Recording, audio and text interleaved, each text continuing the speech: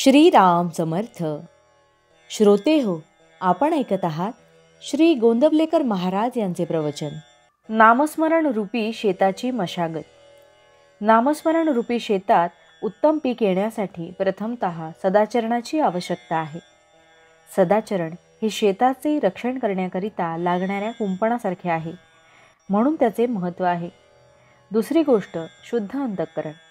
शुद्ध अंतःकरण म्हणजे उत्तम काळी भुसभुशीत जमीन.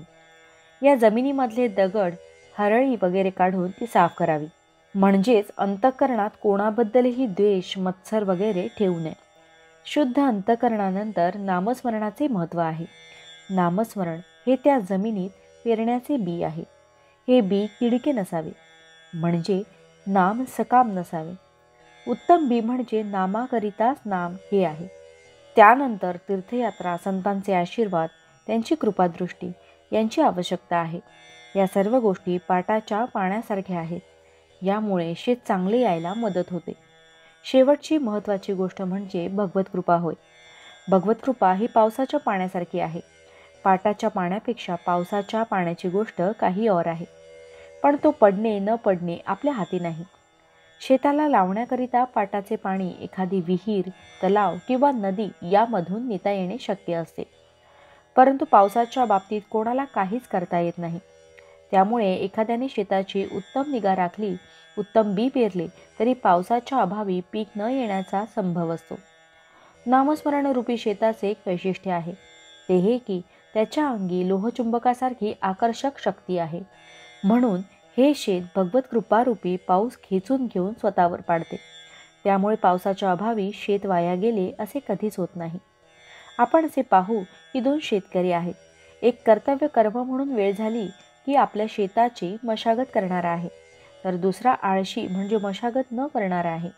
आता जेव्हा पाऊस पडेल तेव्हा ज्याने मशागत केली त्याचे शेत उत्तम वाढेल, पण दुसऱ्याचे वाढणार नाही.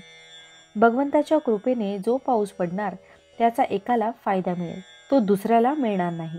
म्हणजे जो नियम प्रपंचात लागू तोच नियम परमार्थात लागू. भगवंताची कृपा सर्वांवर सारखाच वर्षाव करीत असते. ज्याने ज्या प्रमाणात चित्तशुद्धी केली असेल त्या प्रमाणात त्याला फायदा होईल, दुसऱ्याला नाही होणार. भगवंत किंवा संत समदृष्टी असतात ते असे. भगवंत निपक्षपाती आहे. त्याच्यापाशी कोणताही भेद नाही. आपण तयार झालो की त्याची कृपा आपोआप होते. कृपेला योग्य अशी भावना तयार करणे आपले काम आहे. संतांनी नुसते आपल्याला सांगून भागत नाही. आपण काय करायला पाहिजे हे कळून आपण ते स्वतः करायला पाहिजे. त्यांच्या ठिकाणी जर विषमता दिसली तर तिचा उगम किंवा कारण आपल्यातच आहे हेच यावरून दिसते.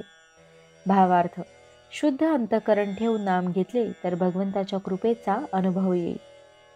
जानकी जीवन स्मरण जय जय राम. महारुद्र हनुमान की जय. समर्थ रामदास स्वामी महाराज की जय.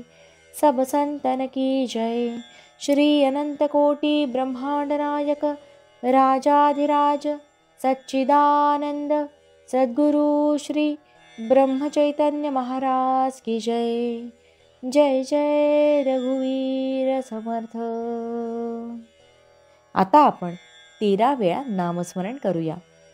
श्रीराम जय राम जय जय राम. श्रीराम जय राम जय जय राम.